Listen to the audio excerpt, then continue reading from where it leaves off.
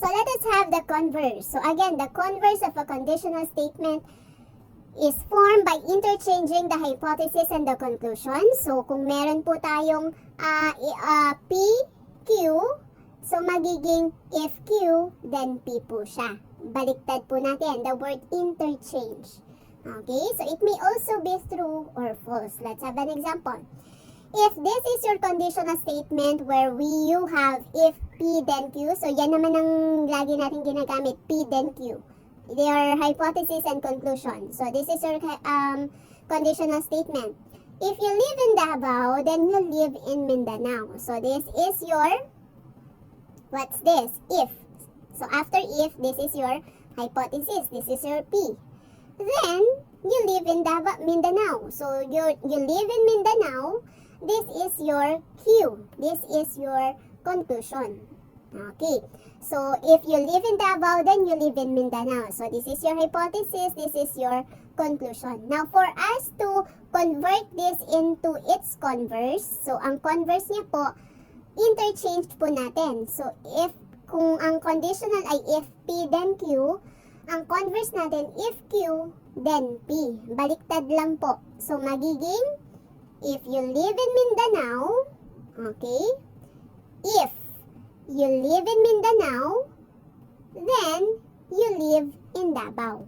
Okay, so babaliktarin lang po natin yung ating conclusion and hypothesis. So, if, and then dito mo naman ilalagay ngayon si conclusion mo, then dito naman ngayon si hypothesis. So, if you live in Mindanao, then you live in Davao. So, ito ngayon ang iyong conclusion, and this is your hypothesis. So, if Q, then P. Okay? Now, in this case, the conditional is true, but the converse is false. Okay, bakit? Bakit true? If you live in Davao, then you live in Mindanao. That is true. Kasi pag nakatira ka sa Davao, nasa Mindanao ka. Okay? This is true. Now, bakit ang converse niya ay false? Let us analyze. If you live in Mindanao, then you live in Davao. This is false. Kasi there are people who is living in Mindanao but not in Davao. Okay? So, this is false. Okay? So, in this case, the conditional statement is true, but the converse is false. So, dapat marunong din po tayo mag-identify if it's true or false. Next. Another example. So, I have here a conditional statement. If you are a native Kapampangan, then you are born in Pampanga. So, after if, this is your hypothesis. After then, this is your conclusion. Now, so your converse, Q, if Q, then P. So, yun po yung ating converse. So, you just have to interchange your hypothesis and conclusion. Okay? So, we will have, if you are born in Pampanga, then you are a native Kapampangan. So, binaliktad lang natin. This will become now your hypothesis, yung conclusion mo, nandito. And then, ito ngayon yung iyong hypothesis. This is your P. So, if Q, then P. That is your converse. Now, if we will try to analyze, if you are a native Kapampangan, then you are born in Pampanga. This is true. If you are born in Pampanga, doon ka pinanganak, then you are a native Kapampangan. This is also true. So, therefore, in this case, both the conditional and the converse are true. So, ano ba ang ibig sabihin? O kapag binigyan ka ng conditional statement and then ang converse niya, kinuha mo yung converse niya, at pareho silang true, dito po papasok ang concept ng biconditional statement. Ano nga ba itong biconditional statement? So, nagkakaroon lang po tayo ng biconditional statement kapag meron kang conditional statement at converse. It's converse na parehong true. Again, magkakaroon lang po tayo ng biconditional statement kapag ang conditional statement mo at yung converse niya, again ha, converse. Hindi po inverse, hindi po contrapositive. Converse. And its converse are true. So, kapag nakita mo na yung conditional at converse ay parehong true, that is the time that you can combine those statements using if and only if. Okay. So, ibig sabihin, hindi ka gagamit dito ngayon ng if at then. Pwede kang gumamit ng if and only if kapag true. So, ito po ay para lang po sa kapag ang conditional at ang converse mo ay true, you can make use if and only if by combining those two statements. So, gawin natin. You are a native Kapampangan if and only if you are born in Pampanga. So, this is already a biconditional statement. So, you can only rewrite the given conditional statement as biconditional statement if its converse and conditional are both true. So, pwede kang gumamit ng if and only if. Let's have another example. So, if your conditional statement is if you are a lawyer, then you pass the bar exam. So, you are a lawyer. This is your hypothesis. Then, after then, that is your conclusion. That is your Q. Okay? So, your converse here is if Q, then P. So, interchange lang natin. If you pass the bar exam, then you are a lawyer. So, this is now your conclusion. This is your hypothesis. Okay, so let's analyze. If you are a lawyer, then you pass the bar exam. That is true. If you pass the bar exam, then you are a lawyer. Kasi ang mga nagtitake lang naman ng bar ay yung mga soon-to-be lawyers. So, pag pumasa ka ng bar, lawyer ka. Okay? So, as you can see, since both the conditional and the converse are true, then we can rewrite or we can convert this into biconditional statement. Okay, gagamit tayo ng if and only if. So, ang ating biconditional statement ay you are a lawyer if and only if you pass the bar exam. So, this is our biconditional statement which is only possible if your conditional statement and its converse are both true. Next, let's proceed to the inverse. So, the inverse of a conditional statement is formed by negating both. So, ito yung gagawin mong negative yung hypothesis mo and also your conclusion. So, kung ang conditional statement mo, if P then Q, ang iyong inverse i-negate mo lang siya. So, this is the symbol for negation. Okay? Ito po yung symbol natin for negation. So, magiging negative lang po siya. If not P, then not Q. Okay? So, that is the inverse. Ibig sabihin, opposite. Okay? Opposite. So, that's why we're negating both. So, gagawin po nating negative yung P at yung Q. If not P, then not Q. So, if this is your conditional statement, if you live in Davao, then you live in Mindanao. So, this is your hypothesis. This is your conclusion.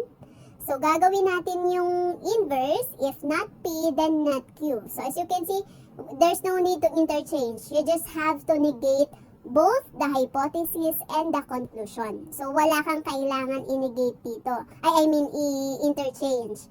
So, gagawin lang po natin siyang negative. So, if you do not live in Davao, then you do not live in Mindanao. Okay? So, if you do not live in Davao, then you do not live in Mindanao. So, this is your yung ninegate natin na hypothesis. And this is the negation of Q, your conclusion. Okay? So, ito po yung ating negation of P and negation of Q. Okay? So, ininegate natin. So, as you can see, meron tayong word na not. If you do not live in Davao, then you do not live in Mindanao. Okay? So, dapat marunong tayo mag-identify kung true or false siya. Okay? Dito pa lang. So, kung i-identify natin siya kung true or false, ito true. If you do not live in Mindanao, then you do not live in Davao, then you do not live in Mindanao. Is this true or false? So, mamaya sasagutin natin yan. Now, contrapositive. So the contrapositive of a conditional statement is formed by interchanging the hypothesis and conclusion and negating both. Yung ating converse, nag-i-interchange din tayo doon, right? But this time, ang contrapositive natin, nag-i-interchange tayo at the same time, we are negating both the hypothesis and the conclusion. So, yun po ang difference nila. So, ang contrapositive, aside from interchanging, we are negating both the hypothesis and the conclusion. So, kung ito ang inyong conditional statement, if P then Q, ang contrapositive natin is interchange natin sila. So, Q, P, and then inenegate natin pareho. So, if not Q, then not P. Okay? So, kumbaga, ito yung kabaliktaran ng inverse. Kasi, di ba, ang inverse natin, if not P, then not Q. So, ito naman, opposite naman siya ng inverse. So, if not Q, then not P. So, in contrapositive, we are interchanging the conditional statement. At the same time, we are negating both. Okay? So, if this is your conditional statement, if P, then Q, if you live in Davao, then you live in Mindanao. This is your hypothesis. This is your conclusion. So, if P, then Q.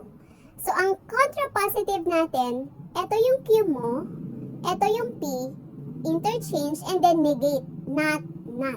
So, if not Q, then not P. So, let us rewrite. So, if you do not live in Mindanao, then you do not live in Davao. So, this is, if you do not live in Mindanao, this is your conclusion. So, as you can see, your conclusion, ninegate natin siya. So, the negation of Q. Okay? Ayun po. Kasi if not Q. And then not P, this is your hypothesis. So, ninegate natin yung ating hypothesis. So, yung hypothesis mo na you live in Davao, ninegate natin. Ayun. So, you do not live in Davao. So, if you do not live in Mindanao, then you do not live in Davao. Okay. So, let's have more examples. So, write the conditional statement in the if-then form, then state its converse, inverse, and contrapositive. So, gawin natin siyang conditional na naka-if-then, and then convert natin siya into converse, inverse, and contrapositive. Okay. So, our conditional statement, if P then Q, if a polygon is a square, then it is also a quadrilateral. So, this is our conditional statement. Okay?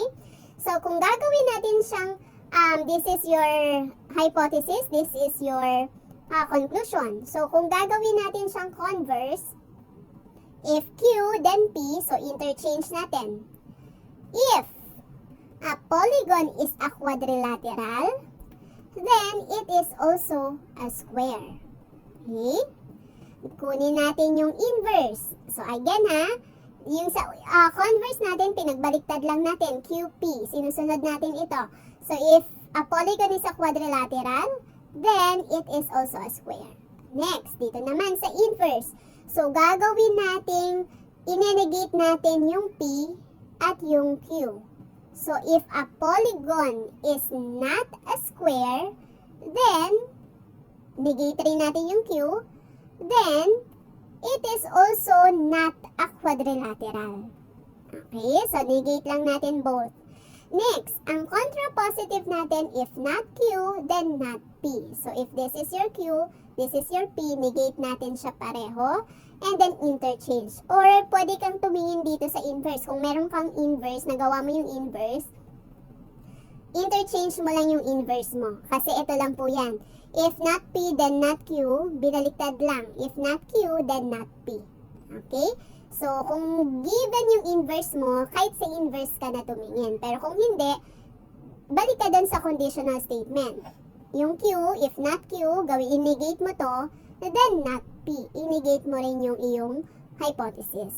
So, ang contrapositive natin, if a polygon is not a quadrilateral, then it is also not a square. So, this is how we write the conditional statement into converse, inverse, and contrapositive. So, I hope nakita yung pagkakaiba.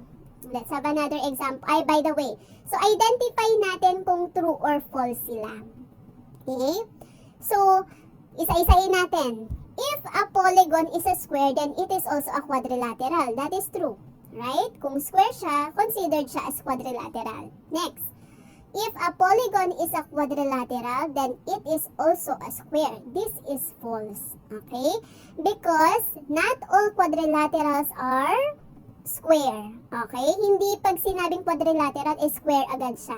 Meron tayong rectangle, meron tayong trapezoid. So, marami pong klase ng quadrilateral. Meron tayong rhombus.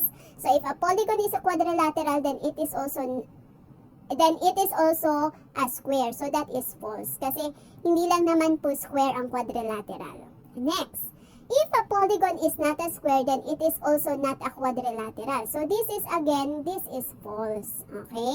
Kung hindi man siya square, pwede pa rin quadrilateral. Kasi, sabi ko nga, hindi lang po square ang ating quadrilateral. Okay? So, kung hindi man siya square, possible na quadrilateral pa rin siya gamit ang ibang polygons. Okay? Next, contrapositive. If a polygon is not a quadrilateral, then it is also not a square. So, this is true. So, kung hindi siya quadrilateral, then it is also not a square. Okay? So, kasi pag sinabi natin quadrilateral, it must be four-sided. Okay? So, hindi rin siya square, and that is true.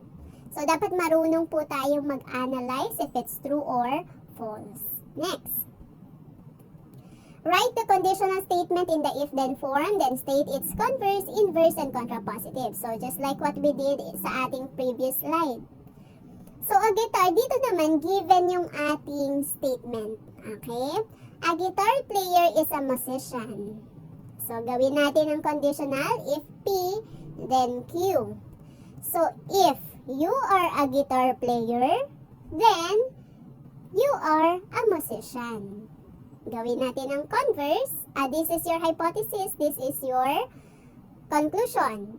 So, gawin natin ang converse. Interchange lang po natin si Q and P. So, if you are a musician, then you are a guitar player. That is our converse. Next, let's do the inverse. So, inegate natin si P at si Q. So, ito si P, ito si Q. So, if you are not a guitar player, negate din natin si Q, then you are not a musician. So, negate lang po natin pareho. Next, gawin natin ng contrapositive. If not Q, then not P. Ito naman, interchange lang natin yung inverse.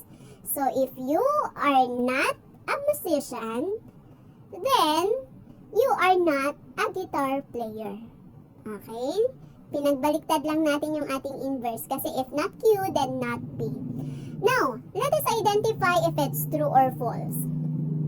If you are a guitar player, then you are a musician. This is true. Kasi once na nagpe-play ka ng kahit anong instrument, you are considered a musician. So, this is true. Next, if you are a musician, then you are a guitar player. This is false. Why? Because not all musician plays a guitar. So, hindi lahat ng musician, guitar ang kanilang instrument. Okay? So, hindi po lahat ng musician ay guitar ang piniplay. So, if you are a musician, then you are a guitar player. Parang sinasabi kasi dito, once na musician ka, considered ka, you are a guitar player. Hindi po. Hindi lahat ay guitar player. Okay? Merong mga musician na hindi guitar ang kanilang instrument. So, this is false. Next. If you are not a guitar player, then you are not a musician. This is false. Kapag ba hindi ka nagdigitara, automatic na hindi ka musician, that is false. Kasi meron namang musician, hindi nga lang guitar ang kanilang piniplay.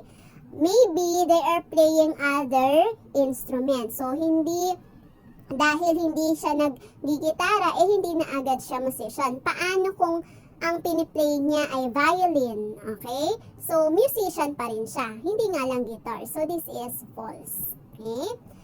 Next, contrapositive. If you are not a musician, then you are not a guitar player. So, this is true. How can you be a musician kung how can you play a guitar if you are not a musician? So, once na marunong ka mag-gitara, automatic you're a musician kasi you know how to play an instrument. Okay? So, we have here true, false, false, true. Now, in this given example, why are we identifying if the given statements are true or false? So, dito papasok ang logically equivalent. So, ano nga ba ito?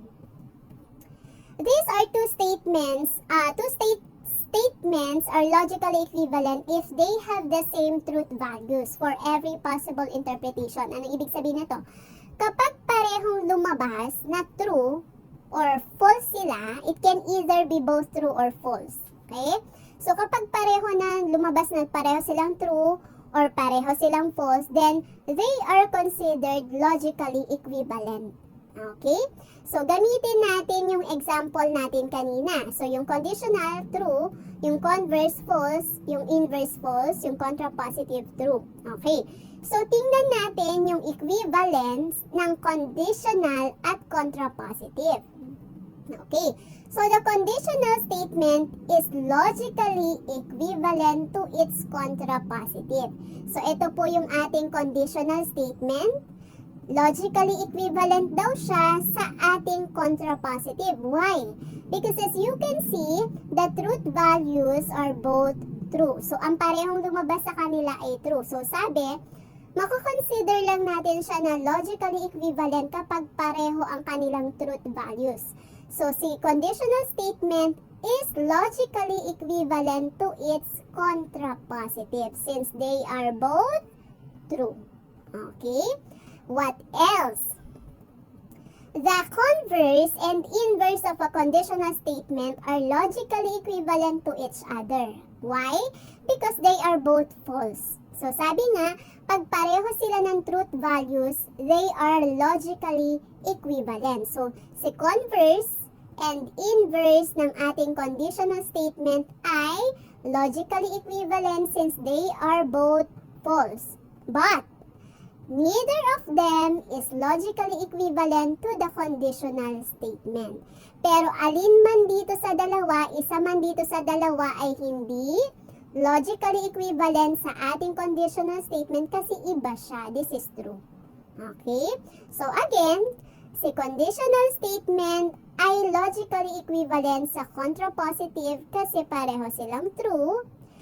Si converse at si inverse ay logically equivalent because they are both false. Okay? Pero itong dalawa, hindi sila logically equivalent kay conditional statement kasi magkaiba sila ng truth values. Ito ay false, ito ay true.